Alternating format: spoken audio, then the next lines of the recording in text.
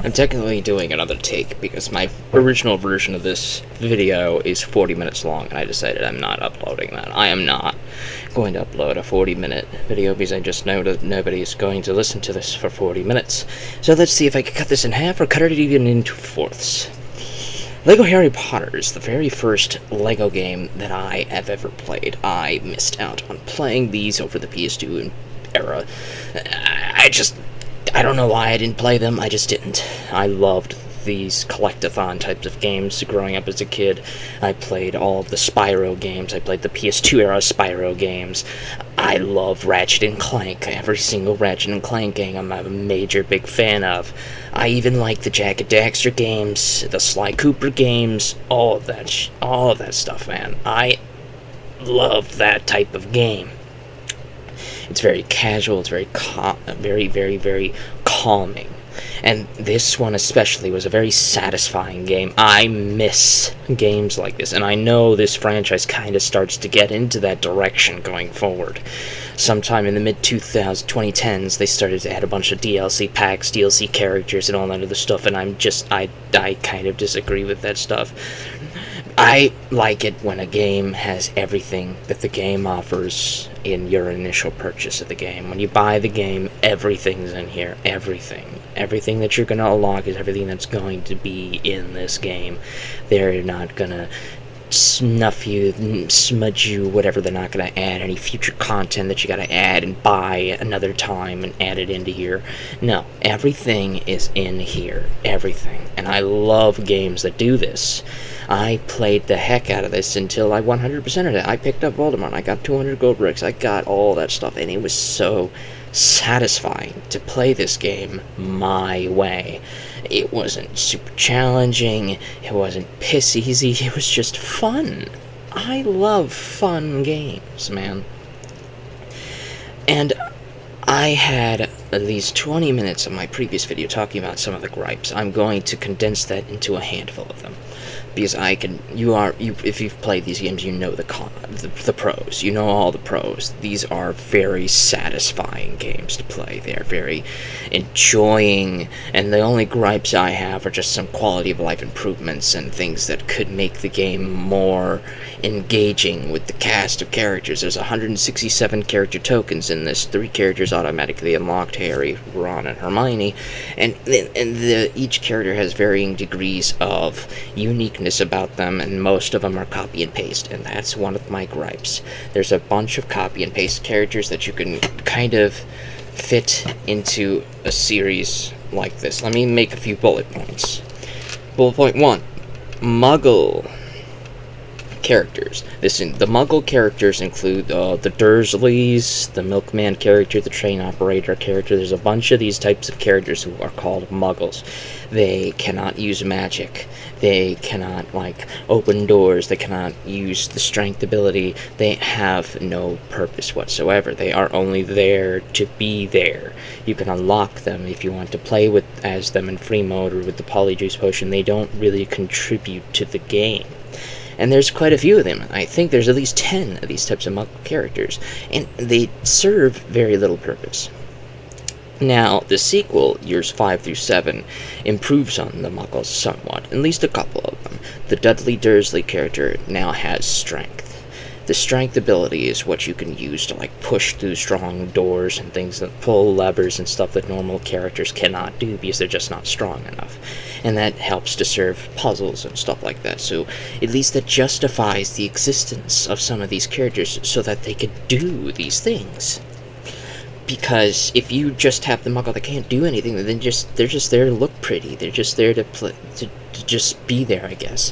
Which isn't really a fault. I love large rosters, but I want them to at least justify their existence, at least somewhat. Give the Muggles something that only Muggles can do that contributes to the game in some way.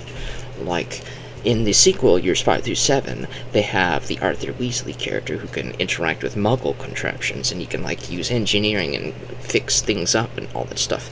Well, maybe you can have Muggle characters, NPCs, throughout the game that you can interact with only as a Muggle, or how maybe there's Muggle items, like the rubber duck that Arthur Weasley has no idea what the significance of a rubber duck is, you know? Just some Muggle items that only Muggles know how to operate and use, so that you could have to switch to a Muggle character to operate that item, to open a door, or break into a machine or a contraptions, and things like that. Just give Muggles something that they can do to contribute their existence to the game. The other character, the type that I have a gripe with, are the ghosts.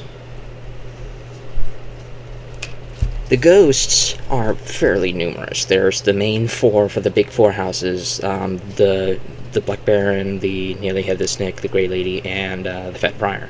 Those four are for the four major houses, right? And then you have Harry's parents, who are also ghosts. And then there's Moaning Myrtle. And there's Professor Binns, who is a previous headmaster to the school. So there's 4, 5, 6, 7, 8. There's 8 ghosts. And only one of them is unique in any way, shape, or form, but she's only unique during a story mission. And who am I talking about? I'm talking about Moaning Myrtle. Moaning Myrtle is heavily featured in the second movie, and she's also in the fourth movie. And in the fourth movie, she is a character that is partnered with Harry for one of the stages that's the prelude to the Lake Task stage. So I believe it's the 4th stage out of 6 in year 4. Moaning Myrtle comes with a wand, and she can use the wand to use the Wingardium Leviosa to operate most things that the main game is about, but you at least give her something other than just the basic scare tactic. All ghosts come with an ability to scare everybody into petrification for a little while. That's all they can do. They cannot interact with doors, they cannot open doors, they cannot go through walls, they cannot fly up in the air, they cannot do anything else. And scaring these people is just a surface level thing. It doesn't really contribute to the game, it doesn't stop things to get you past obstacles, it doesn't justify them in any way, shape, or form other than you can use it to have fun for a little bit and that's it. How would I improve the ghosts? Like I said how I'd improve the Muggles, I think I could improve the ghosts too. Now, throughout the game, you find little broomsticks that, Harry and the other Quidditch team players can jump onto the broomsticks and fly and use them adeptly and all that stuff. Well, how about, since these guys are ghosts and they're flying already, give these ghosts the ability to fly, get up in the air by holding down the X button. They can fly up in the air and interact with everything in the air. Give them something like that to justify them being able to grab things in high places in rooms that you cannot access a broom in. I would argue that that could help give you a lot of unlockables and things in high places that only a ghost can get to. So that could be something to justify the ghost's existence. And like for some characters like Moaning Myrtle, maybe give her a wand. Because you gave her a wand in that one level. If you tried to use Moaning Myrtle in any other level in free play or during Hogwarts exploration using the Polyjuice Potion to transform into her, she cannot use that wand. She cannot access it. She just operates like any other ghost, and it's kind of disappointing. And then let's talk about unique skills. Unique skills. This is my third gripe with the game. There's not enough of these. You have some of them, and I love that some of them at least get something, but at least I'd like to see more unique abilities that are unique to that character. For example, we have the Animagus characters, people like Sirius Black and Professor McGonagall and Peter Pettigrew. They can transform into animals, and these animals have their own special abilities. For example, McGonagall transforms into a cat. The cat can operate through these tiny little air duct tube puzzles. And she can go through those and then transform back into her human form after she passes through the puzzle and whatnot. And that's pretty useful. She also comes equipped with a book. Books are another unique skill character that some of these characters have that I have no problems with, so I'm not going to go into that. I'm also not going to go into Parseltongue. I think that's unique enough to the characters that have that ability. But those are types of unique skills, is what I'm trying to say. And that I'm saying that not enough characters have something like that justifies their being in the game. There are way too many characters in here that just do the exact same things. Now, I like that the Quidditch team players can operate the broomsticks, but there's just not enough rooms where you can fly on a broom to justify using the broomstick characters, because there's just not too many rooms with that. There's maybe about 5 or 6. I would have loved to have the Quidditch arena be playable, that you can go through the Quidditch arena and do something like Quidditch levels and stuff with the Quidditch team characters. So I thought that would be pretty cool to add, is to justify the Quidditch team characters being in the game. So you can play as them and through those mini games and stuff like that. Maybe make more rooms with the broomsticks that justify them being on your team to use that stuff, right? There's just little tiny things like that I really wish were added into the game. Just some more unique skills. Maybe add a second little green dot. Because for these characters with unique skills, like say not Parcel, for the invisibility cloak for Harry, or turning into an Animagus with the anime guy characters, that those abilities are justified by are explained by a green icon. So for a unique skill that you can access in the game while it's not passive, it's going to be the green icon on your character. And not too many characters have this green icon. Normally when you use this green icon, you can either transform it to an Animagus, you can activate the invisibility cloak, you can summon your pet, like Hermione has Crookshanks and Ron has Scabbers. You can summon your pet to interact with the world. And not too many people have that. Dark Wizards also have Avada Kedavra, which is fine. But not too many people have this green icon. I would argue that you should come up with at least one unique skill for every single character. At least one. Like for Hagrid, I would say give him his crossbow as his unique skill. In the Dark Forest levels, when you can play as Hagrid, he has access to a crossbow that he does not have access to outside of those levels. I would argue you should give him that crossbow for all of the levels, not too far into the years 5 through 7 to find out if they gave him that, if they improved upon that for that game. All I can talk about is this one.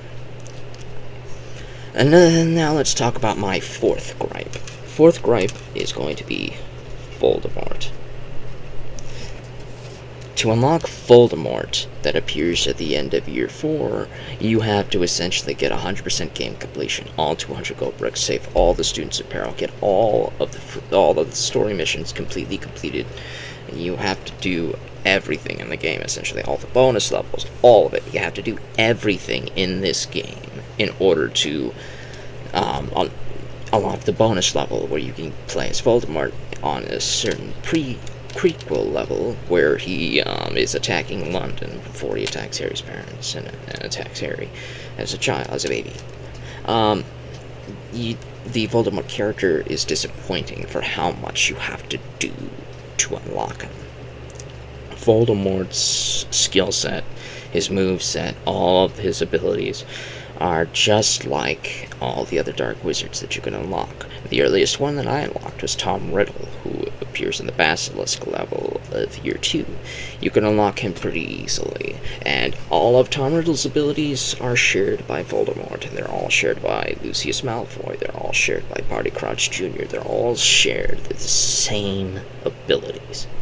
I would like to argue that some of these characters should have some unique abilities, particularly Voldemort, for how much you have to do to unlock him. Give him maybe the Imperious ability. Give him like a second green icon.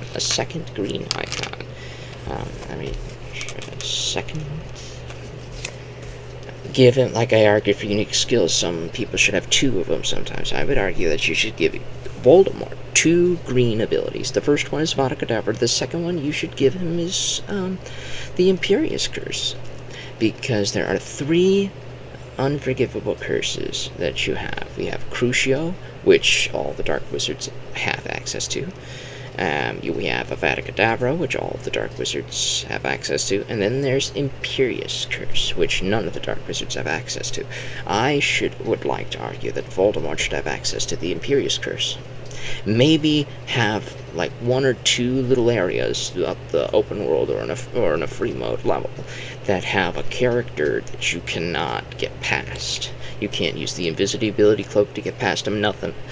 Maybe you could use the Imperious Curse to take control of that character and get them out of the way so that Voldemort can slip past and unlock a secret post-game unlockable or something, you know? Justify unlocking this character and justify using him after you unlock him. Because after I unlocked Voldemort, there was literally nothing left to do in the game. There was nothing left. I could go to build mode, maybe, and build my own levels, but I didn't have the drive to do that. There was nothing left to do, unlockable-wise, after getting Voldemort, which was disappointing to me.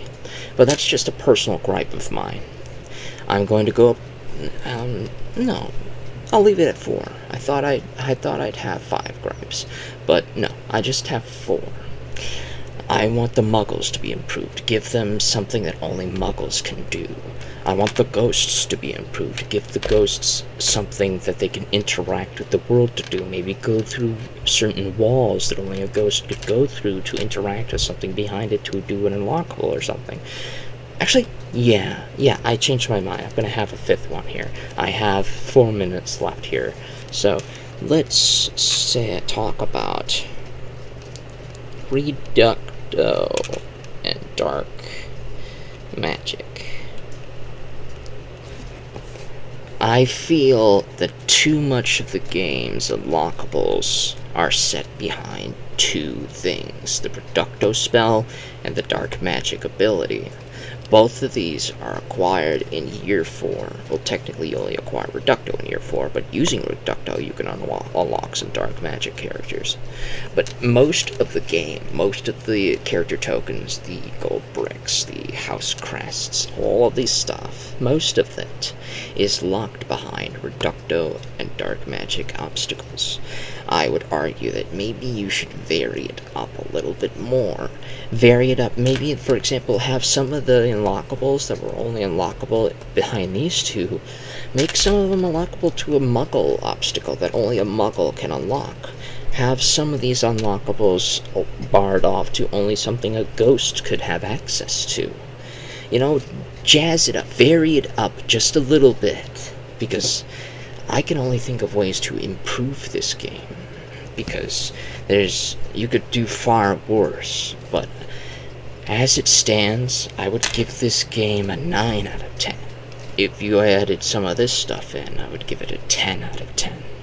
This is a fantastic and very satisfying game, and I would strongly recommend anybody to play these LEGO games. If you were like me thinking, oh, these LEGO games weren't going to be worth your time, and you passed them by during your teenage years and through your 20s and all that stuff, if you just passed them by because you thought they wouldn't be worth your time, you couldn't be more mistaken. I was never more mistaken than I was when I was a teenager, and I was passing these by. These are fantastic games, and they can only be improved upon. They could never be worse. I love these games, man. This one gets a 9 out of 10 out of me.